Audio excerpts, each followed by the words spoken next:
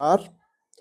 आज हम चौपाल में बात करते हैं। चौपाल की बात न्यूज़ पॉइंट के साथ में उत्तराखंड के मुख्यमंत्री श्री धामी जी ने अंकिता भंडारी हत्याकांड व किसान सुखवंत की मौत की आत्महत्या की।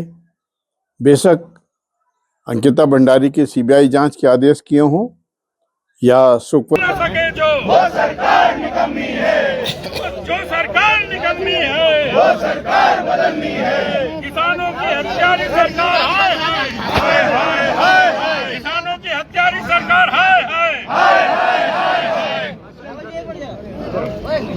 क्योंकि अंकिता भंडारी हत्याकांड में जिस प्रकार से दो पात्रों का अवतरण हुआ है, एक तो स्वामी दर्शन भारती और एक पद्म श्री से सम्मानित डॉक्टर अनिल जोशी का, उससे तमाम सवाल जो हैं वो खड़े हुए हैं। इसमें क्या बोलना है, मैंने ये तो सबको पता है।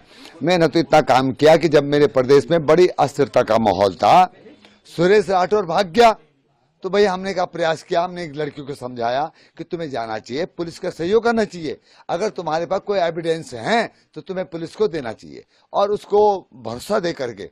उत्तराखंड के लोगों तक मेरा कोई भरोसा नहीं, उत्तराखंड के लोगों की तरफ से मैंने उसको भरोसा दिया कि उत्तराखंड के लोग बहुत अच्छे लोग हैं, जिसके साथ खड़े होंगे तो खड़े होंगे, उनका भरोसा करो और चलो और पुलिस के पास जाओ। इसलिए मैं उसको यहाँ ले आया। किसी वीआईपी का नाम भी आ रहा है। वीआईपी का नाम कौन ले रहा? सुरेश राठौर।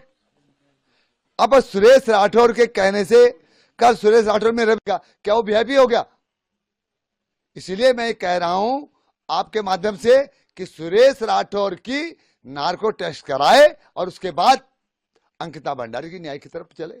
एक प्रक्रिया हो कि जब तक उसका नार्को टेस्ट नहीं होगा ये केस ऐसे घूमता रहेगा, ऐसा चलता रहेगा। विभिन्न सामाजिक संगठनों ने, सामाजिक समूहों ने उत्तराखंड के देहरादून में कचहरी के धरना स्थल पर भी बैठक कर ये मांग की है कि वे भी सीबीआई जांच मात्र से संतुष्ट नहीं है। उनकी भी ये मांग थी कि सीबीआई जांच सर्वोच्च न्यायालय के न्यायाधीश की निगरानी में की जानी चाहिए। और अब सुखवंत संधू की जो आत्महत्या का मामला है, उसने भी इतना जनता के बीच में आक्रोश खड़ा किया है, किसानों के बीच में आक्रोश खड़ा है कि सरकार की मुसीबतें कम नहीं हो रही। आज तो प्रदेश कांग्रेस कमेटी ने देहरादून में पुलिस मुख्यालय पर धरना और घेराव का आयोजन किया है।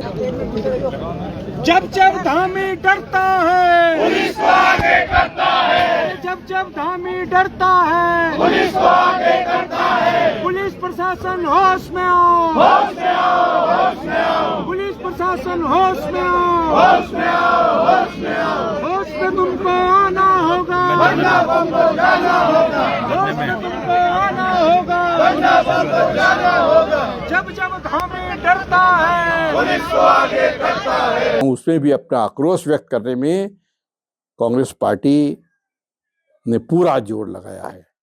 यह स्पष्ट हो गया कि मुख्यमंत्री कितना ही डैमेज कंट्रोल करने की कोशिश कर लें, पर पिछले दिनों अंकिता भंडारी हत्याकांड में जिस प्रकार से उर्मिला सनावर, सुरेश राठौर और उसके बाद एफआईआर लिखाने वाले पद्म श्री अनिल जोशी या दर्शन भारती का अवतरण इस मुद्दे पे हुआ है, उसने सरकार को कटघरे में खड़ा कर दिया।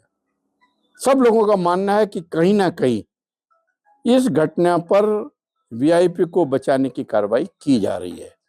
ऐसे ही सुखवंत संधू की आत्महत्या के मामले में भी एसआईटी जांच के आदेश बेशक दे दिए हों, परंतु जहां वरिष्ठ पुलिस अधीक्षक कटघरे में हो, जनपद की पूरी पुलिस कटघरे में हो, तो वहां मुझको नहीं लगता कि मुख्यमंत्री ये आक्रोश को शांत करने में सफल होगी। ये तो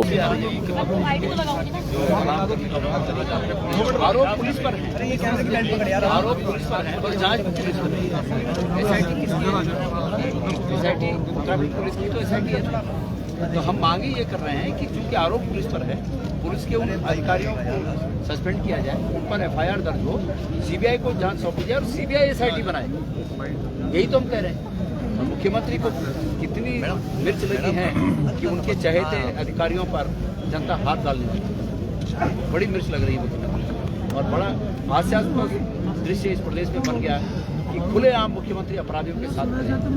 सरकार अपराधियों के लिए चुनी गई सरकार है, अपराधियों का नंदनवन बनाने के लिए उत्तराखंड को झोंक रही है सरकार। सर, मांगे पूरी अगर नहीं होती है तो कांग्रेस पर किस तरीके से? देखिए, अंकिता भंडारी कांड और ये वर्तमान में जो उधम सिंह नगर में जो आत्महत्या का कांड है, ये सीधे सीधे सरकार के संरक्षण में पल रहे अपराध का परिणाम है, और इसको किसी भी हद तक कांग्रेस पार्टी टॉलरेट नहीं करेगी।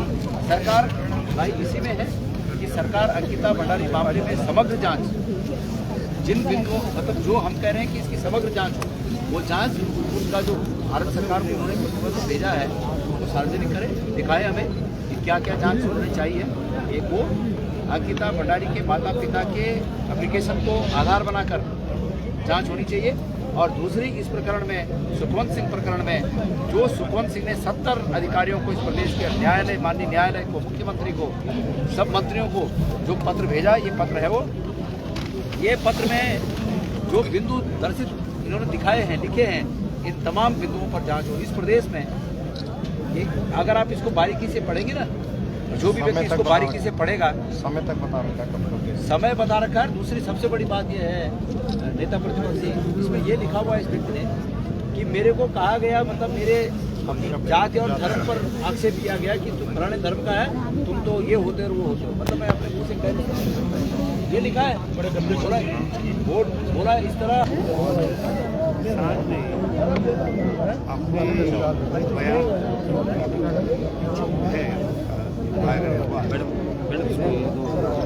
देखा है, सुना है, साफ तौर पर कहा है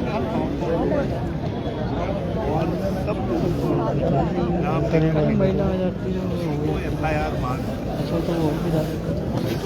भगवान को आधार कंप्लीट मांग, उसके आधार पर एफआईआर चाहिए। एसआईटी जांच करेगी, एफआईआर से पहले हो, एफआईआर के आधार पर जो है, जैसा कांग्रेस ने कहा कि लेकिन आप एसआईटी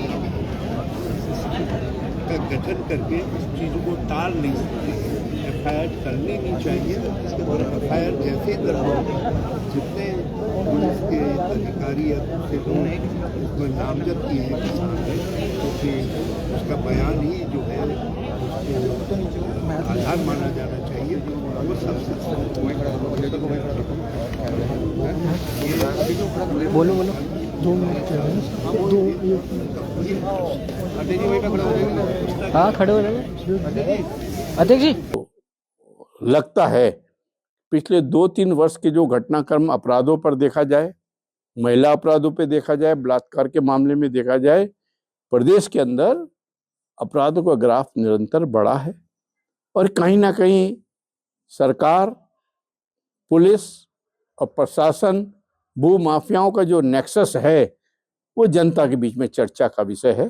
जनता में बड़ा भारी आक्रोश इन सब चीज़ों को लेकर है, और कांग्रेस पार्टी के तमाम नेता, चाहे पूर्व मुख्यमंत्री हरीश रावत हों, चाहे प्रदेश कांग्रेस के अध्यक्ष गणेश घोदियाल हों, डॉक्टर हरीश सिंह रावत हों या प्रीतम सिंह हों, सब ने जो हमलावर रुख अपनाया है उसे डैमेज कंट्रोल कितना ही कर ले, ये आक्रोश शांत होने वाला नहीं है, ऐसा हमारा मानना है।